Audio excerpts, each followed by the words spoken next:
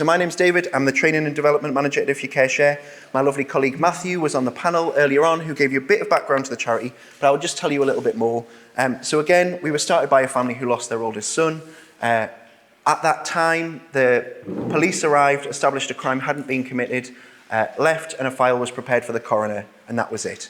Had the family had their shed burgled, there would have been a victim of crime, and victim support would have been in touch within a week to offer them support. But because of the decriminalisation of suicide, that wasn't something that was available to them. What then went on for a number of months and ultimately then into a kind of lifetime of work for the family was wanting to prevent other families from being in that same situation. 3 main areas of work: prevention, intervention and support. The reason we write them that way and not that way is because it spells piss as an acronym, which is not appropriate. I always point that out because otherwise people sit and think about it for a little while, but it's just good to get it out at the start. And what we look at within that is prevention is ultimately about upstream early prevention, teaching young people that it's okay not to feel okay, there's always a way, there's support available, and that actually talking is something that can be a really helpful tool. I think one of the challenges we now face is that young people feel a lot more comfortable communicating online than they do in person. So actually, how do we move our conversations, these life-saving conversations, online? Because that's not our comfort zone, but it's potentially theirs. So how do we have these positive, proactive conversations with young people? Again, that's through workshops, engaging programs, schools, football clubs. We work with the Premier League, League Football Education, Women's Super League, now known as PGAs, which if you know anything about football, that means something. I'm not football orientated, so I don't really understand it fully. That worked with over 60,000 young people to date. Again, from one family's experience, really expanding that out. Again, we work in primary schools. We don't talk to 4-year-olds about suicide, but we do talk about emotions, what they are, how do you recognise them. Emotions are the indicator, they are not the problem. Actually, we need to go with how we're feeling and what do we do about that? What response do we need to take? So anger is not a bad emotion. Anger can lead to some of the greatest social justice changes we've seen in the world, but actually how we manage that anger, we need to do that in a constructive and positive way. Intervention, far too often, we wait for statutory services to be the people to intervene. We rely on crisis teams, we rely on the police, we rely on emergency services. But so many of the families that I work with, so many of the people I talk to, they want to talk to somebody they know first. But actually, who in this room has had training around suicide prevention? Who feels confident if somebody was at risk to talk to them about their suicidal thoughts? That's good to see. That some rooms I go in, there's no hands at all, so that's good that there are some hands. But we want people in communities to have these conversations because the earlier we can have the conversation, the earlier we can help, the sooner we can put support in place, and hopefully the outcome can be very different. I'd rather sit with someone when they're contemplating suicide than standing at the point of attempt with them.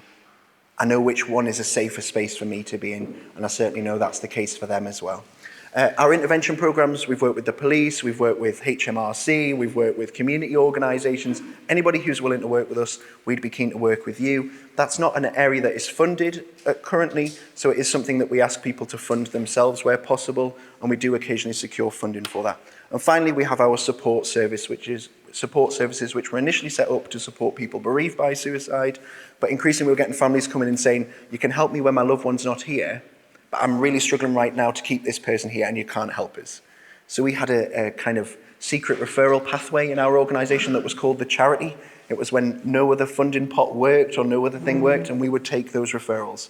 What happened though was that the charity was supporting more and more individuals at risk of suicide, and there wasn't the funding to support that. So we've worked hard over the last few years, and certainly in Durham and Sunderland, we're currently funded to provide one-to-one services to people at risk of suicide.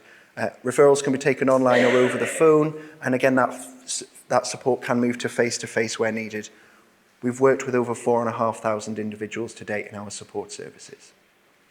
That all started from one family's experience, from one parent going, I don't want another parent to experience this. And no matter how big we get, no matter what we do, we are one human being connecting with another human being. And if I can encourage you all to take that away in your own practice today, you are one person who at any time can connect with another person. Yes, the digital gives us this idea of speaking to the millions, but don't ever forget the importance of the individual. As we look at the large scale, we also need to look at the small scale. So that's a bit of background. The other thing on the bottom of there, if you're into your acronyms, we're members of the National Suicide Prevention Strategy Advisory Group, All-Party Parliamentary Group for Self-Harm and Suicide Prevention, Support After Suicide Partnership, and International Association for Suicide Prevention. Why does that matter? We're grassroots people, we're not experts, we don't have long letters after our names, we don't have huge academic backgrounds, but we listen to people's experiences every single day. And actually, I'd like to see more national policy written with people's actual experiences in mind, rather than what looks good on paper.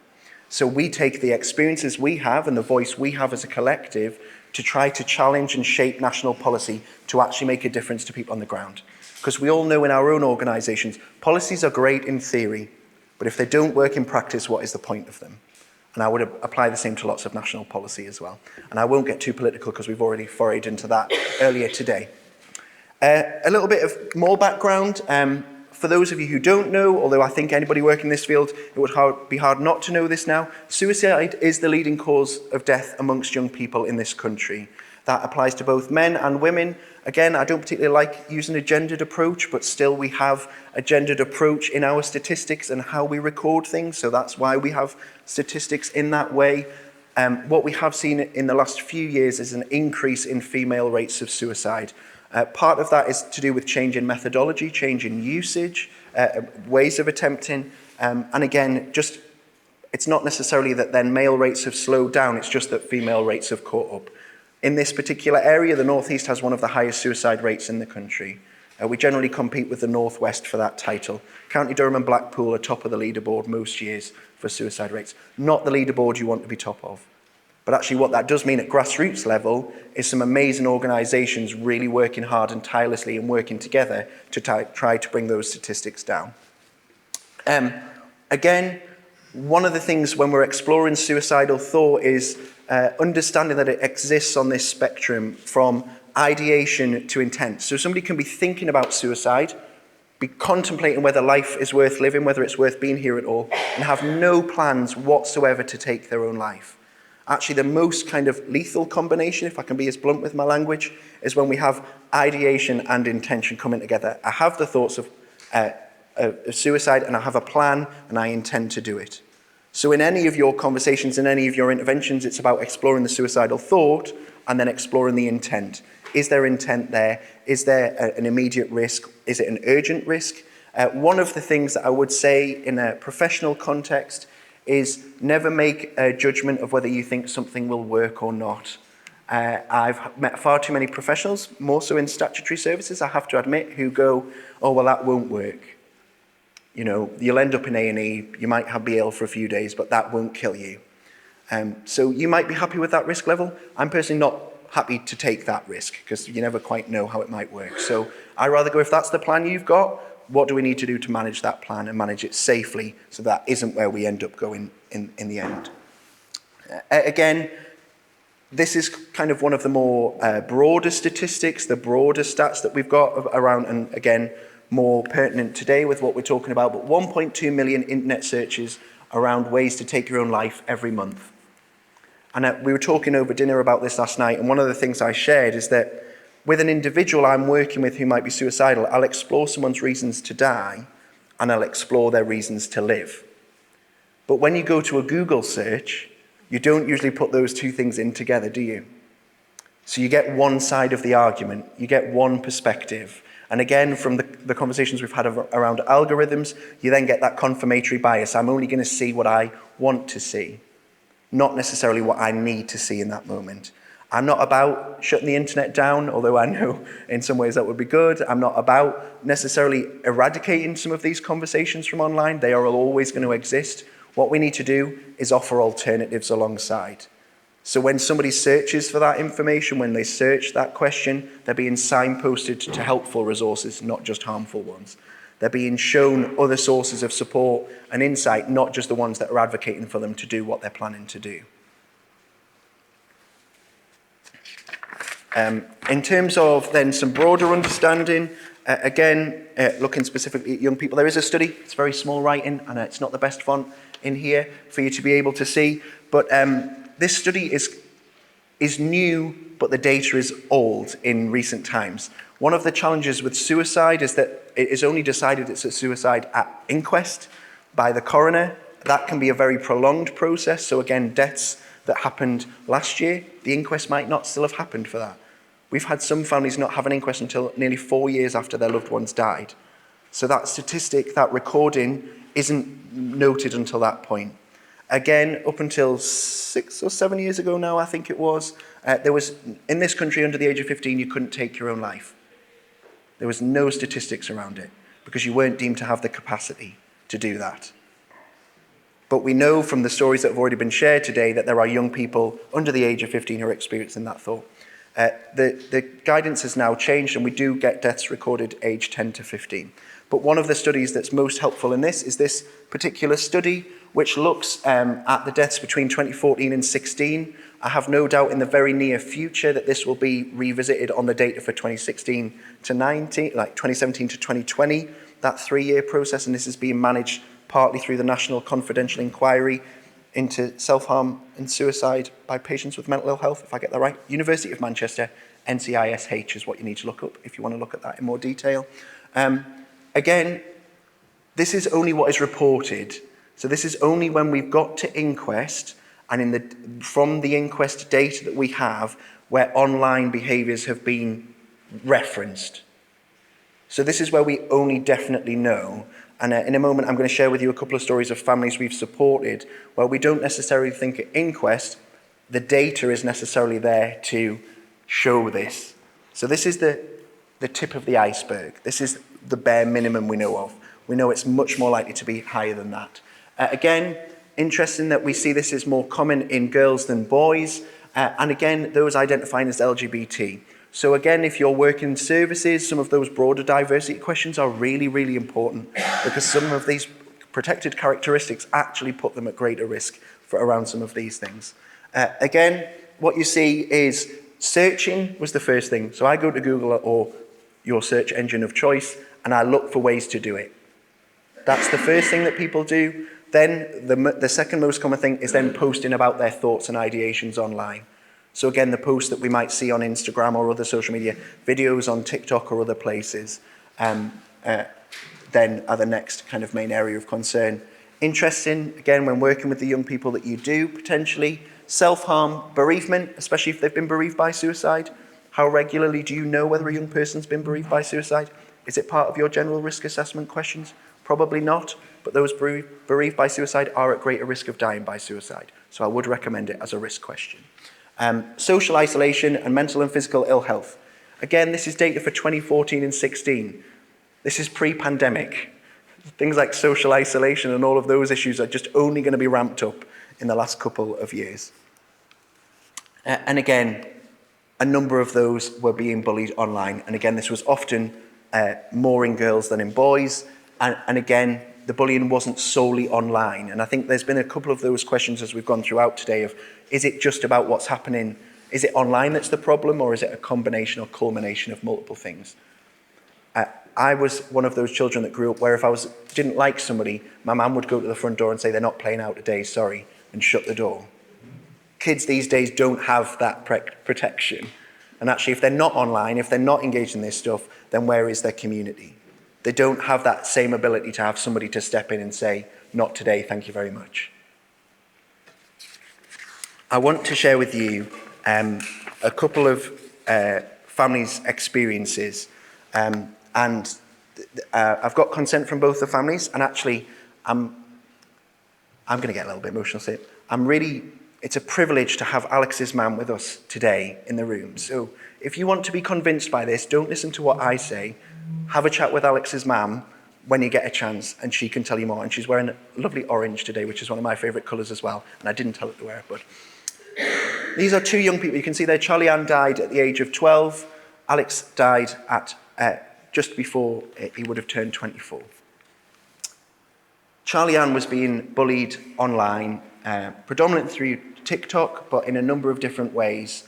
And that was being done and orchestrated by those known to her and also those not known to her. So people in her immediate community who didn't go to the same school, weren't part of the friendship group, but were kind of getting involved in this online bullying.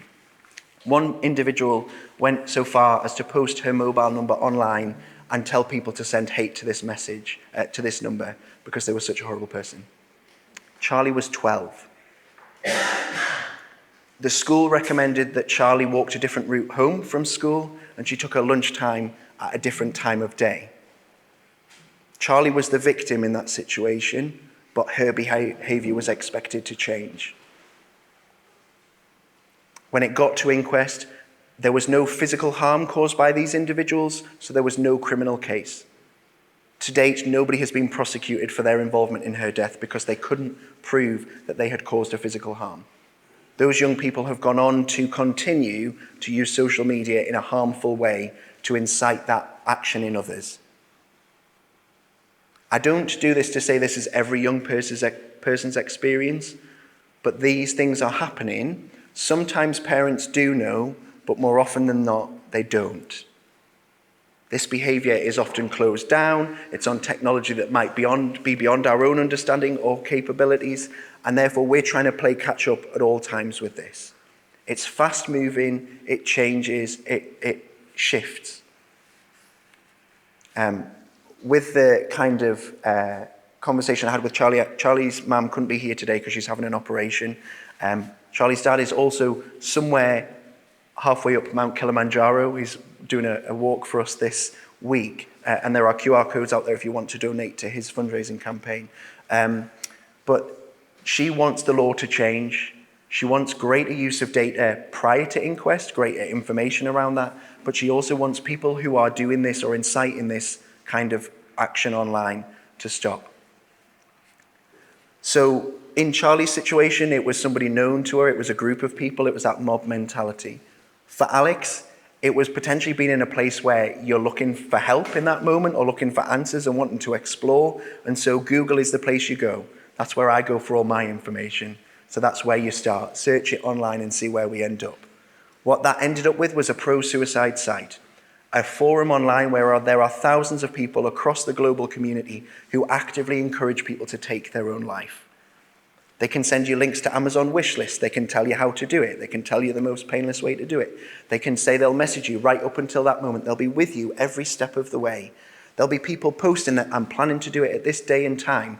Then there's likes and comments and reactions to say, go on, you do it. That's amazing. But again, those behaviors, those online conversations are hidden. What happens when there's a death by suicide? The police then take all of their personal belongings, their identifiable information, phone, laptop.